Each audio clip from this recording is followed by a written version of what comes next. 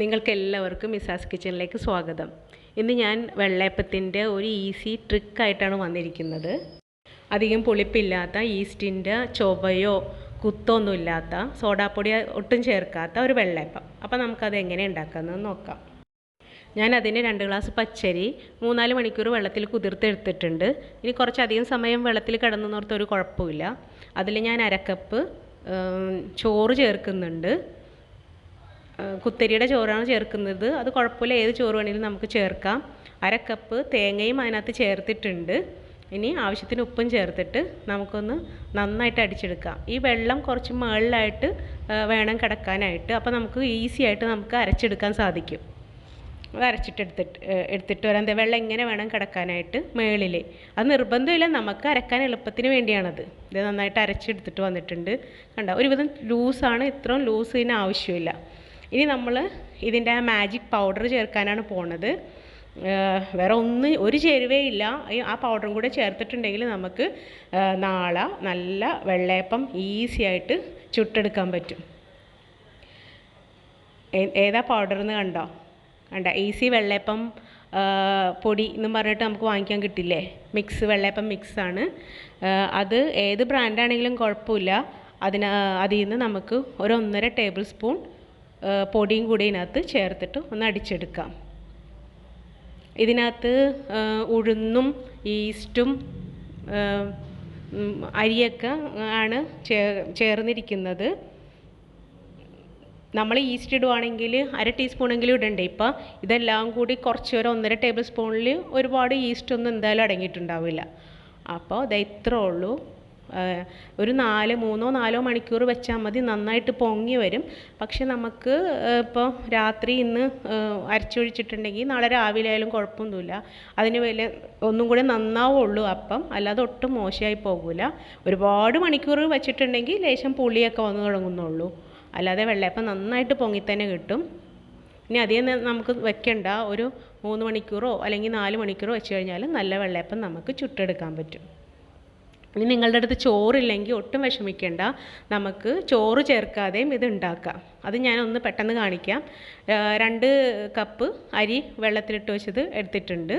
അതിനകത്ത് ഇതാന്ന് നോക്കിയാൽ ഒന്ന് ഞാൻ അടിച്ചു വന്നു. നന്നായിട്ട് അരഞ്ഞു പോകരുത്, കുറച്ച് തരി പോലെ ഇരിക്കണം. അതിൽ നിന്ന് 2 തവി എടുത്തിട്ട് നമ്മൾക്ക് കപ്പി കാച്ചാനുള്ള പാത്രത്തിലേക്ക് ഇടാം. നിങ്ങൾക്ക് എല്ലാവർക്കും അറിയാമായിരിക്കും കപ്പി കാച്ചാനായിട്ട്. പക്ഷേ ഇതുപോലെ ഇച്ചിരി തരിയുള്ള മാവ് എടുത്തിട്ട് നമ്മൾ മാറ്റിയിട്ട് അതിനകത്ത് വെള്ളമൊഴിച്ച് കപ്പി കാച്ചാൽ ഒന്നും കൂടെ നല്ലതായിരിക്കും. ഇനി നമുക്കിതിന് ആവശ്യമുള്ള തേങ്ങ ചേർത്തിട്ട് ആ ബാക്കിയുള്ള അരച്ചെടുത്ത അതിനകത്തേക്ക് തേങ്ങയും ചേർത്ത് ഉപ്പും ചേർത്ത് നന്നായിട്ട് അടിച്ചിട്ട് വരാം. ഇനി നമുക്കതിൽ കപ്പി കാച്ചിയിട്ട് ആ മാജിക് പൗഡർ ഉണ്ടല്ലോ, അതും കൂടെ ആ വെള്ളയപ്പം മിക്സിൻ്റെ പൊടി അതും കൂടെ നമുക്ക് ചേർക്കാനുണ്ട്.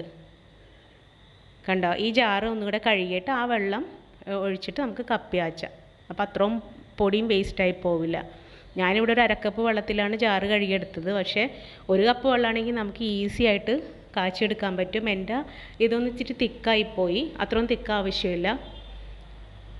ഒരു കാര്യം ശ്രദ്ധിക്കേണ്ടതെന്ന് വെച്ചാൽ മീഡിയം ഫ്ലെയിമിൽ വെച്ചിട്ട് നിർത്താണ്ട് ഇങ്ങനെ ഇളക്കിക്കൊണ്ടിരിക്കണം. അത് കഴിഞ്ഞ് നമുക്ക് ഇത് തിക്കായിട്ട് പതുക്കി വരുമ്പോൾ തന്നെ ഫ്ലെയിം ലോ ചെയ്യണം. എന്നിട്ട് ഇളക്കിക്കൊണ്ടിരിക്കണം. അപ്പോഴത്തേക്കും ആ മാവ് ഇങ്ങനെ തിളച്ച് വരും. കൈ വിടാണ്ട് തന്നെ ഇളക്കിക്കൊണ്ടിരിക്കണം, അല്ലെങ്കിൽ എന്തായാലും അടിപ്പിടിക്കും. ഈ മാവ് കുറുകുമ്പോൾ പെട്ടെന്ന് അടിപ്പിടിക്കാൻ ചാൻസ് ഉണ്ട്. അതാണ് ഇങ്ങനെ ഇളക്കിക്കൊണ്ടിരിക്കുന്നത്. തിളച്ച് വന്ന് ഒന്ന് കുറുകി വരുമ്പോൾ നമുക്ക് ഫ്ലെയിം ഓഫ് ചെയ്യാം. എന്നിട്ട് അല്പം നേരം കൂടി ഒന്ന് ഇളക്കിക്കൊണ്ടിരിക്കുക, അല്ലെങ്കിൽ പെട്ടെന്ന് കട്ട പിടിക്കും. പണ്ട് എൻ്റെ മാവ് കുറച്ച് തിക്കായിപ്പോയി. നമ്മൾ കുറച്ചും കൂടെ വെള്ളം ഒഴിച്ചിരുന്നെങ്കിൽ ഇത്രയും തിക്കാവില്ല. നമുക്ക് ഒന്ന് ചൂടാറുമ്പോൾ നേരെ അരച്ച അരപ്പിലേക്ക് അങ്ങോട്ട് ഒഴിച്ചെടുക്കാവുന്നത് ഉണ്ടായിരുന്നുള്ളൂ. എനിക്കിനി ഇതിപ്പോൾ ഒന്ന് മിക്സിയിലിട്ട് ഒന്നും കൂടി അടിച്ചെടുക്കണം, കാരണം കട്ടവായി പോയല്ലോ. അപ്പോൾ അല്പം വെള്ളം ചേർത്തിട്ട് നമ്മളുടെ ആ പൗഡർ, ആ വെള്ളയപ്പം മിക്സ്, അത് 1.5 ടേബിൾ സ്പൂൺ കൂടി ചേർത്തിട്ട് അരച്ചിട്ട് ആ മാവിലേക്ക് ഒഴിച്ചിട്ടുണ്ടെങ്കിൽ നാളെ ചോറ് ചേർക്കാണ്ട് ഈസി ആയിട്ട് വെള്ളയപ്പം ചുട്ടെടുക്കാൻ പറ്റും. ഇപ്പം ചോറും പിന്നെ കപ്പി കാച്ചിയതും രണ്ടും ആവശ്യമില്ല, ഏതെങ്കിലും ഒന്നും മതി വെള്ളയപ്പം സോഫ്റ്റ് ആകാനായിട്ട്. അതിനകത്തേക്ക് ജാറിലിട്ട് ഒന്ന് അടിച്ചെടുത്തിട്ടുണ്ട്. നമുക്ക് ആ പൗഡറും ഒന്ന് ഇതിനകത്ത് മിക്സ് ആവണമല്ലോ. അപ്പം നമുക്ക് 1.5 ടേബിൾ സ്പൂൺ പാലപ്പം പൊടിയും കൂടി ഒഴിച്ച് അരക്കപ്പ് വെള്ളം ഒഴിച്ചിട്ട് അടിച്ചെടുത്തിട്ടുണ്ട്. അതും കൂടി അതിനകത്തേക്ക് ചേർക്കാം. ആദ്യം അടിച്ച മാവ് നമ്മൾ ഭദ്രമായിട്ട് അടച്ച് മൂടി വെച്ചിട്ടുണ്ട്. അത് നാളെ തുറന്നെടുത്തിട്ട് അപ്പം ചുട്ടെടുത്താൽ മതി. ഇതിൻ്റെ കാര്യം കഴിഞ്ഞു. എന്തെങ്കിലും ഒന്ന് ചെയ്താൽ മതി. നിങ്ങളിപ്പോൾ കാണിക്കാനാണ് ഞാൻ 2 മെത്തേഡും കാണിക്കുന്നത്. നമുക്കിനി ഇതൊന്ന് ചുട്ടെടുത്ത് നോക്കാം. കുറച്ച് ചുട്ട് ഞാൻ കുട്ടികൾക്ക് സ്കൂളിൽ വിട്ടായിരുന്നു. ഇനി ബാക്കിയുള്ളത് നമുക്ക് ചുടാം. ഇതിപ്പോൾ ഞാൻ ചോറ് വെച്ചരച്ചതാണ്. അതെങ്ങനെയുണ്ടെന്ന് നോക്കാം. 2-3 ചുട്ടെടുത്ത് നോക്കാം നമുക്ക്. ഇതൊരു മീഡിയം ഫ്ലെയിമിലാണ് ഞാൻ ചുടുന്നത്. ലോ ഫ്ലെയിമിൽ ഒരിക്കലും അപ്പം ചുടരുത്. മീഡിയം ഫ്ലെയിമിൽ നമുക്ക് എല്ലാം പെർഫെക്റ്റായിട്ട് കിട്ടിയെന്നുണ്ടെങ്കിൽ അപ്പം വേഗം നമുക്ക് ചുട്ടെടുക്കാൻ പറ്റും. 1 മിനിറ്റ് കൂടുതലൊന്നും നമുക്ക് ഫ്ലെയിമിൽ വെക്കേണ്ടി വരില്ല. ഇതിപ്പോൾ ചോറ് ചേർത്തത് ഞാൻ കറക്റ്റ് 1 മിനിറ്റ് വെക്കേണ്ടി വന്നു. ഒട്ടും കരിഞ്ഞു പോകുകയോ അങ്ങനെയൊന്നും ആയിട്ടില്ല. കറക്റ്റ് പെർഫെക്റ്റായിട്ട് വന്നപ്പോഴത്തേക്ക് നമ്മളെടുത്ത് മാറ്റി. 1 മിനിറ്റ് അടുപ്പത്ത് വെച്ചാൽ മതി. അല്ല ശരിയായില്ല എന്നുണ്ടെങ്കിൽ ഇത് ചുട്ട് ഒരിക്കലും നമുക്ക് തീരില്ല. ഭയങ്കര ഭാരമായിട്ട് തോന്നും.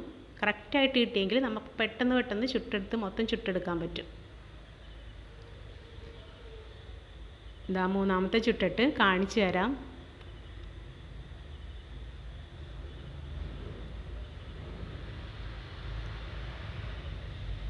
വേറെ ഒന്നും ചേർത്തില്ലല്ലോ. കണ്ട നന്നായിട്ട് വന്നിട്ടില്ലേ? നല്ല ഹോൾസ് ആയിട്ട്.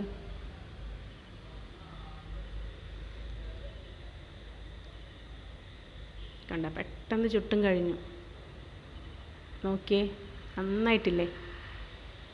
സൂപ്പർ വെള്ളയപ്പം. എന്ത് പണിയാണ് നമുക്ക് ഉണ്ടായത്. എത്ര പെട്ടെന്ന് കഴിഞ്ഞാൽ സ്റ്റെപ്പ് ബൈ സ്റ്റെപ്പായിട്ട് ഒന്നും ചെയ്യേണ്ടി വന്നില്ല. ഒറ്റയടിക്ക് കാര്യം കഴിഞ്ഞു. ജാറിലെല്ലാം കൂടി ഇട്ടു. വേണമെങ്കിൽ നമുക്ക് ആ പൊടിയും കൂടി ഇട്ടിട്ട് ഒന്ന് അടിച്ചെടുക്കാം. പിന്നെ നമുക്ക് ആദ്യം അരക്കാനായിട്ട് എളുപ്പമാവട്ടെ എന്ന് ഓർത്തിട്ടാണ് ഞാൻ പൊടി ആദ്യം ഇടാഞ്ഞത്. ഇതിപ്പം നമ്മൾ കപ്പിയാച്ചിയ മാവാണ്. അതും കൂടെ ഒന്ന് ചുട്ടിട്ട് കാണിച്ചു തരാം എങ്ങനെയുണ്ടെന്ന്. കപ്പിയാച്ച മാവിൽ നമുക്ക് ചോറ് ചേർത്ത അത്രയും പോലും സമയം വേണ്ട. 1 മിനിറ്റ് വേണ്ട. ഒരു 3/4 മിനിറ്റ് ആയപ്പോഴത്തേക്കും എൻ്റെ ശരിയായി. അപ്പം തന്നെ കുറച്ച് ഇങ്ങനെ സൈഡിലൊക്കെ കളറ് മാറി തുടങ്ങിയായിരുന്നു.